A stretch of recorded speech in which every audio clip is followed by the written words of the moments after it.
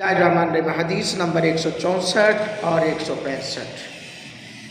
جس شخص کی کئی نمازیں رہ جائیں وہ کون سی نماز سے آغاز کرے؟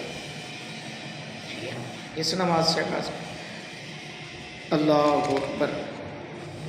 حضرت ابو عبیدہ بن عبداللہ بن مسعود بیان کرتے ہیں، حضرت عبداللہ بن مسعود نے یہ بات بیان کی کہ مشرکین نے غزوہ خندق کے دن نبی اکرم صلی اللہ علیہ وآلہ وسلم کو 4 نمازیں ادا نہیں کرنے دی، یہاں تک کہ رات کا کچھ حصہ گزر گیا تو نبی اکرم صلی اللہ علیہ وسلم نے حضرت بلال کو ہدایت کی، انہوں نے اذان دی، پھر انہوں نے اقامت کی۔ نبی اکرم صلی اللہ علیہ وآلہ وسلم نے ظہر کی نماز ادا کی، پھر انہوں نے اقامت کی تو نبی اکرم صلی اللہ علیہ وآلہ وسلم نے عصر کی نماز ادا کی، پھر انہوں نے اقامت کی تو حضور علیہ السلام نے مغرب کی نماز ادا کی، پھر انہوں نے اقامت کی تو نبی اکرم صلی اللہ علیہ وسلم نے عشاء کی نماز ادا کی، یعنی پہلی نماز سے آغاز کیا۔ کس نماز سے آغاز کریں؟ پہلی نماز۔ حدیث نمبر 165۔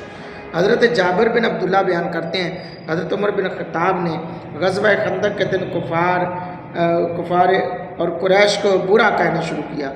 انہوں نے عرض کی، یا رسول اللہ، میں عصر کی نماز نہیں ادا کر سکا یہاں تک کہ سورج غروب ہو گیا۔ نبی اکرم صلی اللہ علیہ وسلم نے ارشاد فرمایا، اللہ کی قسم میں بھی اسے ادا نہیں کر سکا۔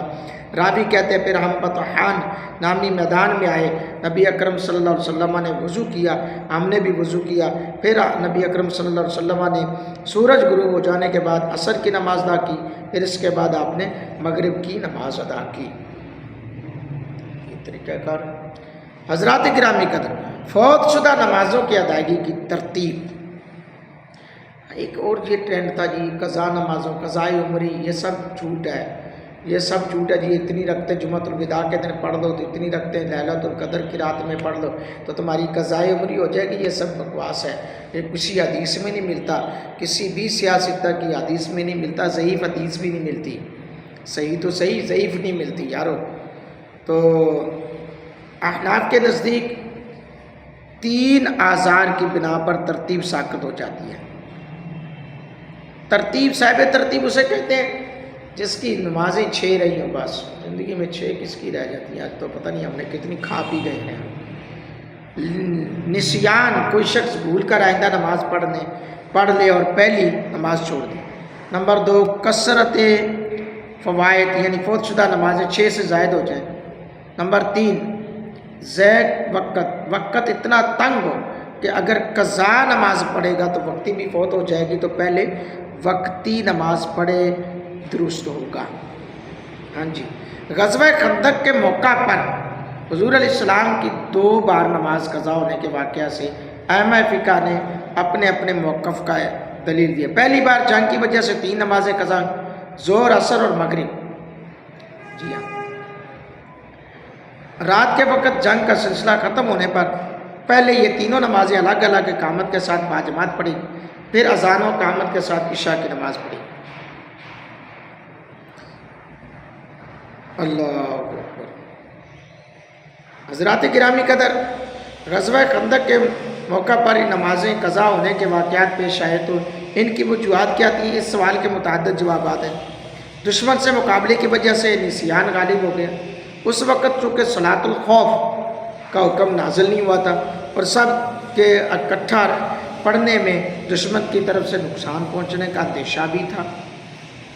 یہاں لوگ یہ کہتے ہیں جی نبی پاک صلی اللہ علیہ وسلم نے بھی تو چھوڑ دی تھی، ارو بھائی وہ حالت دیکھو کیا تھی یار۔ ایک تو ہمیں یہ نہیں سمجھ آتی، جہاں پہ بھی تھوڑا سا ویک پوائنٹ ملتا ہے نا، اس کی تہ تک نہیں پہنچتے، وہ اپنے لیے دلیل لوگ بنا لیتے ہیں۔ حالت یہ ہے، وہ اپنے لیے دلیل بنا لیتے۔ یہاں حالت یہ تھی، اس ٹائم ابھی تو نماز خوف کا بھی حکم نہیں نازل ہوا تھا۔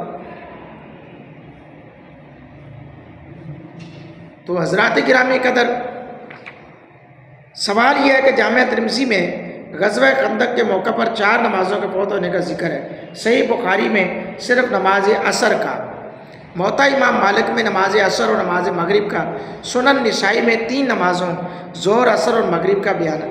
تو اس طرح روایات میں تعرض کیوں ہے؟ یہ بھی ایک سوال ہے۔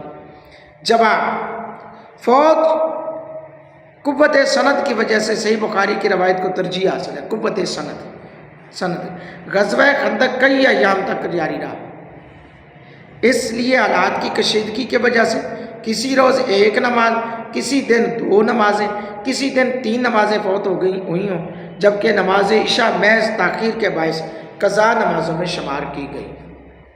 اللہ رب العالمین کی بارگاہ میں دعا ہے اللہ تعالیٰ جو ہم نے پڑھا سنایا اس کو یاد رکھ کر دوسروں تک پہنچانے کی توفیق عطا فرمائے، آمین ثم آمین۔